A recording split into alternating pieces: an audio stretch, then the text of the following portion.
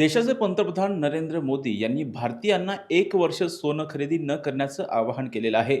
यामुळे भारतीयांमध्ये मोठं चिंतेचं वातावरण आहे आणि ह्याच विधानामुळे सराफ व्यावसायिक सुद्धा चिंतित आहेत. पंतप्रधान नरेंद्र मोदी यांनी जे वाक्य केलेलं आहे त्या वाक्याचा नेमका अर्थ काय घ्यायचा, हेच आपण पुण्यातले सराफ असोसिएशनचे जे अभय गाडगे आहेत त्यांच्याशी आपण विचारणार आहोत. काय सांगाल, काल पंतप्रधान नरेंद्र मोदींनी जे वक्तव्य केलं की 1 वर्ष भारतीयांनी सोनं खरेदी करू नये? आपल्याला माहिती आहे भारतीय परंपरा आणि सोनं यांचं एक अटूट नातं आहे आणि ते अटूट नातं हे कायमस्वरूपी आहे, वर्षानुवर्ष परंपरेला चालून आलेलं आहे आणि ते असं नातं एका ह्याच्यात संपू नाही शकत. त्यामुळे ही परंपरा ही अशीच पुढे चालू राहणार आहे. लोक सोनं खरेदी करत राहतील आणि आमचा व्यवसायही व्यवस्थित चालू राहील. म्हणजे हे जे पंतप्रधानांनी जे वाक्य उच्चारलेलं आहे, ज्या पद्धतीचं आवाहन केलेलं आहे, त्यामुळे सध्या तुमच्या असोसिएशनमध्ये किंवा सराफ व्यावसायिक जे आहे त्यांच्यामध्ये सध्या काय चर्चा सुरू आहे? चिंतेचं वातावरण? नाही, एक लक्षात घेणं गरजेचं आहे की पंतप्रधानांनी फक्त काय सोन्या चांदीविषयीच बोललेले नाही आहेत, तर त्याच्यामध्ये त्यांनी इतरही बऱ्याच गोष्टी त्यांनी सांगितलेल्या आहेत की काय करूया आणि काय करू नये. आणि एक सर्वात महत्त्वाची लक्षात घेणं गोष्ट गरजेचं आहे की सोनं हे हल्ली इन्व्हेस्टमेंटच्या दृष्टीने सुरक्षित ठेव म्हणून बघितलं जातं. कारण आज असणारं व्हॉलाटाईल मार्केट, शेअर मार्केट आणि त्याच्यानंतर दुसरा पर्याय जो आहे लोकांपुढे तो फक्त सोनंच आहे. आणि त्यामुळे लोक हे हल्ली सुरक्षित ठेव म्हणून सुद्धा घेतात. म्हणजे लग्न असतील तेव्हा दागिने घेतले जातात, परंतु इतर वेळेला सुद्धा इन्व्हेस्टमेंट म्हणून लोक याच्याकडे बघतात, सुरक्षित ठेव म्हणून बघतात. आपल्याला माहिती आहे की गेल्या काही महिन्यांमध्ये, काही वर्षांमध्ये त्यांनी जे परतावा दिलेला आहे सोन्याने, हा खूप मोठा आहे आणि एवढा कुठलाही परतावा दुसऱ्या धातूने दिलेला नाही. त्यामुळे लोक याच्याकडे कायमस्वरूपी त्या पॉझिटिव्ह नजरेनेच बघत राहतात आणि पुढेही बघत राहतील याची खात्री आहे. सर, हे जे वाक्य आहे म्हणजे आता लग्न सराईचा काळ आहे, ह्या वाक्याचा पंतप्रधान नरेंद्र मोदी यांनी केलेलं आवाहन जे आहे त्याचा सोन्याच्या खरेदीवरती परिणाम पडू शकतो का? कारण सध्याचा काळ जो आहे तो लग्न सराईचा काळ आहे. मी म्हटलं तसं आहे की लग्न हा एक अविभाज्य भाग आहे आपल्या आयुष्याचा आणि ते एकदाच होतो.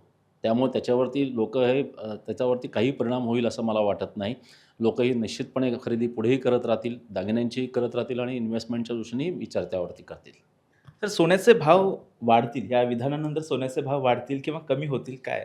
नाही, हा सोन्याचा भाव हा आंतरराष्ट्रीय ह्याच्यानुसार घडामोडींनुसार चढउतार होत असतात. त्यामुळं याच्यावरती आत्ता तरी तुम्ही बघितलं असेल तर 1,70,000 पर्यंत भाव गेला, त्यानंतर परत तो खाली आला आणि आता जवळजवळ 1.5 लाखाला गेले. दीड महिना हा स्थिर आहे. आणि आज जरी वक्तव्य जरी काल झालेलं असलं तरी आजसुद्धा जर बघितले भाव तर ते साधारण त्याच याला स्थिर आहेत.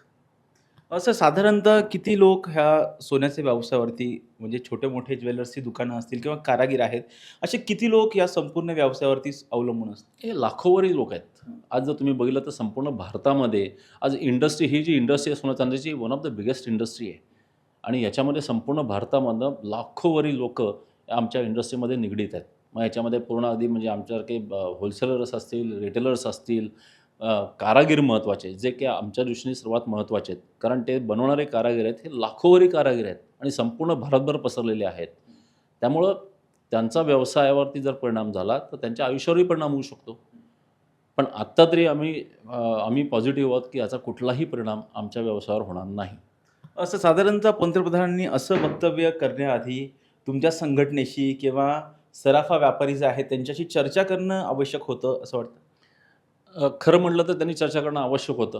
त्यांनी एकदम हे केलेलं आहे. परंतु याच्यावरती आत्ता आमचं असोसिएशनतर्फे कुठल्याही आमच्या चर्चा झालेल्या नाही आहेत. कारण कालच रात्री संध्याकाळी त्यांनी हे केलेलं आहे. ह्याच्यावरती आता आमच्या नक्की मीटिंग्ज होतील. नॅशनल लेव्हलला सुद्धा असोसिएशन आहेत, त्याचीही मीटिंग होतील आणि त्यापुढे मग काय निर्णय घ्यायचा आणि मग गव्हर्नमेंटशी कशी चर्चा करायची याचा निर्णय घेतला जाईल. साधारणतः एकंदरीत काय असा निर्णय घेणं अपेक्षित आहे? किंवा जर असा निर्णय घेतला तर खूप मोठ्या प्रमाणामध्ये फटका हा सराफ व्यावसायिकांना बसू शकतो. कारण आपल्याकडं सोनं हे केवळ गुंतवणुकीचं माध्यम नाही आहे, तर ते परंपरेचा सुद्धा सोन्याने जो आहे तो धागा जपलेला आहे. काय एकंदरीत तुम्ही राज्य सरकार म्हणजे केंद्र सरकारला सुचवायला दिलं? नाही, याच्यामध्ये सुचवण्याचं जे काम आहे ते आमचं पूर्ण नॅशनल लेवलची असोसिएशन आहे, जेव्हा ती मीटिंग करेल त्याच्यावरती निर्णय घेतला जाईल, तीच त्याच्यावर निर्णय करेल. परंतु एक मी तुम्हाला निश्चितपणे सांगू शकतो की याचा कुठलाही परिणाम, कारण शेवटी मी म्हटलं तसं आहे की सोनं हा एक अविभाज्य घटक आहे आपल्या आयुष्यातला आणि तो आपण बाहेर नाही करू शकत. निश्चितपणे हे होते पुणे सराफ असोसिएशनचे अभय गाडगे. त्यांनी सांगितलेलं आहे की पंतप्रधान नरेंद्र मोदी यांनी केलेलं जे आव्हान आहे त्याचा कशाही पद्धतीने काहीही परिणाम आमच्या व्यवसायावर होणार नाही, अशा पद्धतीचं वक्तव्य त्यांनी केलेलं आहे. व्हिडिओ जर्नलिस्ट शिवाजी साळुंकेसह राजरत्न जोंधे, टॉप न्यूज मराठी.